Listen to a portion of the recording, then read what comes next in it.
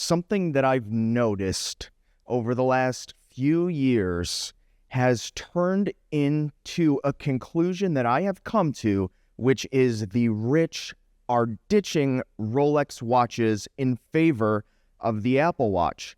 Now, in this video, I'm going to be sharing with you things that I've noticed based on people I've talked to in my personal life and in other places out there about people that would have historically or traditionally been wearing high-end watches, but most notably Rolex, and how they have transitioned into just wearing an Apple Watch. I'm going to be sharing with you the reasons that they have told me.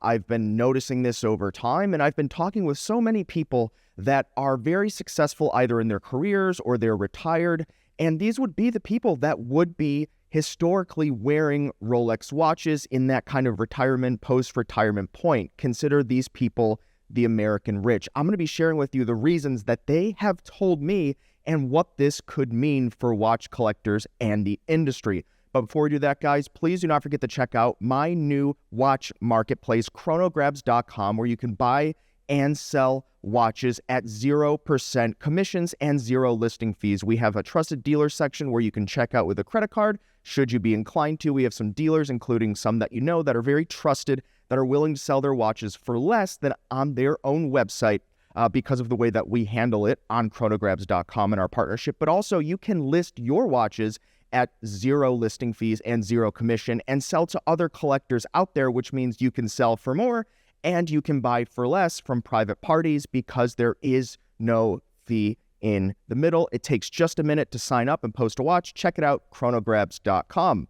So this is something that I've been noticing, guys, over time, especially in the area that I live, South Florida, the Palm Beach area now, and previously Miami. I've come to know so many people through the different entrepreneurship circles and different things that I'm a part of, and people that I do business with outside of the watch industry. So there's going to be certainly not that watch collector bias necessarily, but there is going to be a bit of a bias as someone that would just get a Rolex watch and wear it. And I have noticed that overwhelmingly people are beginning to wear more of the Apple Watch. So let's jump into it. The first reason that I'm being told from kind of this, this wealthy class of people, I suppose that you would call them, and I'm not going to define it, but this is just kind of speaking in general terms.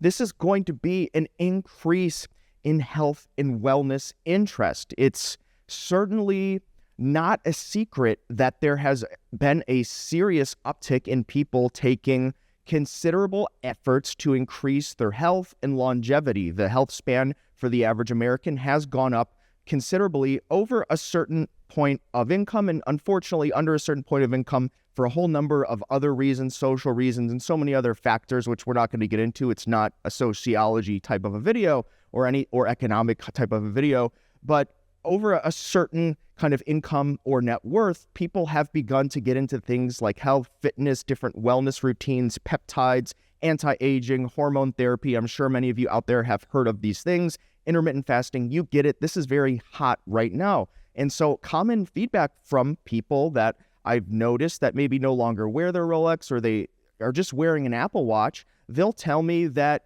they want to wear the Apple Watch for the health tracking and benefits. There's many people, especially past a certain age, that want to put in a certain number of steps per day. And they're also tracking things like their blood pressure. And they're doing this in other kinds of wearables as well. Like you have Whoop and these Aura rings. And there's so many others out there. But that's the number one reason I hear a lot is people are wearing these Apple Watches a lot for kind of the health apps that they have on the Apple Watches. If this is you out there, please leave or chime in the comments below what you think about this.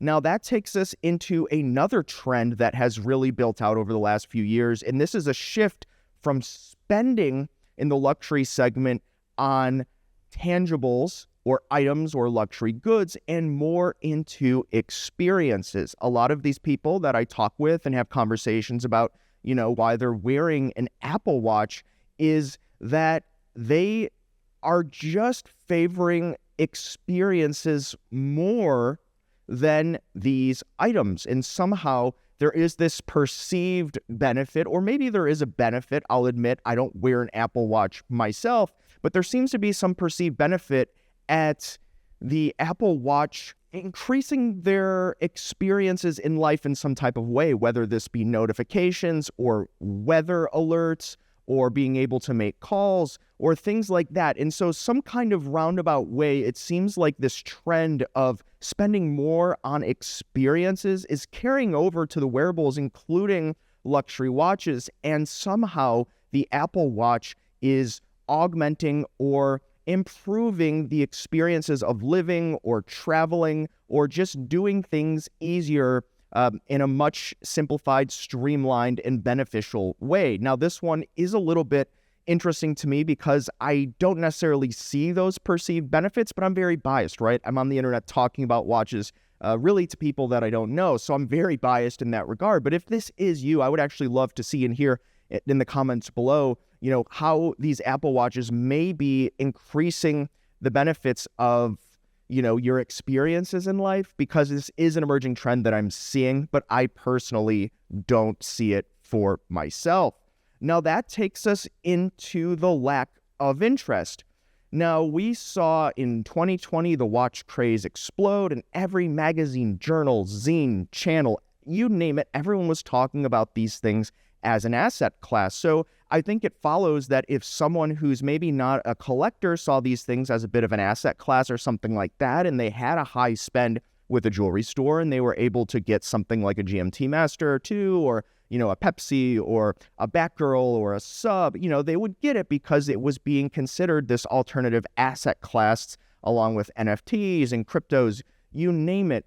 But over time, there has been a significant decrease in interest of watches. You can see it on this graph here from the Google searches. The Google searches for luxury watches or watches in general are at the lowest point that they have been since 2020, peaking at 100% interest is how they measure it in 2020, and then down to, the mid to high 30s interest today currently. So this lack of interest paired along with these previous perceived benefits or benefits of the Apple Watch, people are slowly kind of just losing interest increasingly in the Rolex watch in favor of something like an Apple Watch or maybe no watch at all.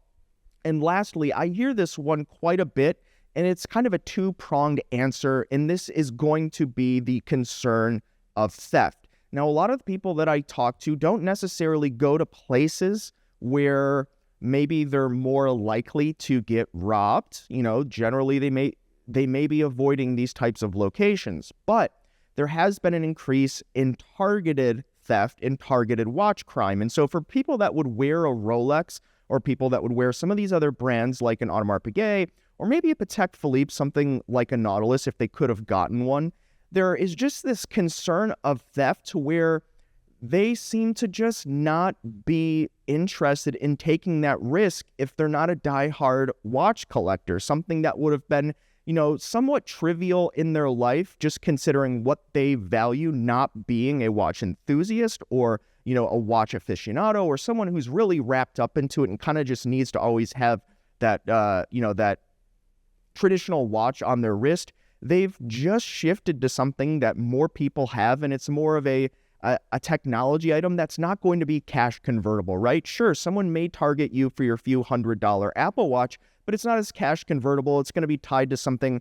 like your Apple account. I'm sure there's ways around that for a criminal, but the reality is it's just not that big of a score for someone to be taking a risk to get a felony and potentially get involved in some kind of violent crime as well if there's, kind of a pushback or a fight. And so I hear from people quite often that they're just not concerned with drawing that attention to the wrist for theft. But on the same note of drawing the attention, there does seem to be an increase with some people, not all, but not making it so clear in public that there may be a wealth gap or a wealth divide, right? There have been many people in the United States that have done very well, but as things change with jobs, the economy, what industries are doing well, what industries are not doing well, a whole number of factors that we won't be covering here, but many of you out there understand what I'm talking about. Some people just say that they just kind of don't want to give off this impression of wealth out in public. Either they don't feel too great about it, or they just don't want to draw that unwanted attention or to have someone maybe perceive them a certain way just for the, the added benefit that maybe they get to wear that Rolex watch, especially if they're just not interested in the Rolex watches. And so really in summation here, yes, people are going in favor of the Apple Watch just to kind of have that thing on their wrist and get some of the technological benefits of it. But really what this kind of underlines or places some light on is people kind of going away from these flashy things like the Rolex watches and getting more into functional things or things that are enhancing their life, and not just from a luxurious standpoint. This seems to be more of an underlying trend of people shifting their focus on how they spend their money and how they spend their disposable income and their interests more to things that are going to allow them to live longer, live healthier,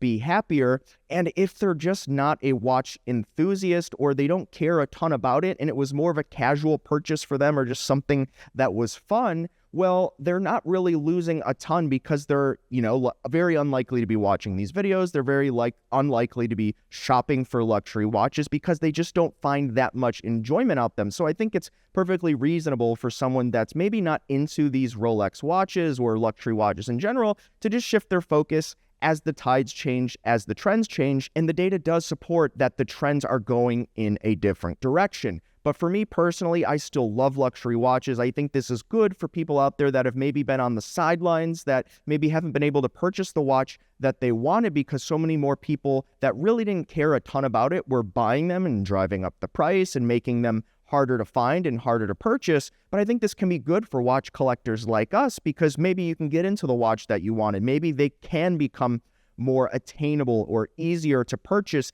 in the future. So I think we're seeing more of a reversion back to how watches were, let's say in the years 2017 and prior, and even a little bit earlier than that. More collectors, enthusiasts, and people that appreciate them for what they are and not just because they're a thing that they can spend money on. But let me know what you think in the comments below, guys. I'd appreciate it. And also do not forget to check out chronograbs.com. Takes just a minute to sell a watch. And we'll see you next time. You've been chatting with John P.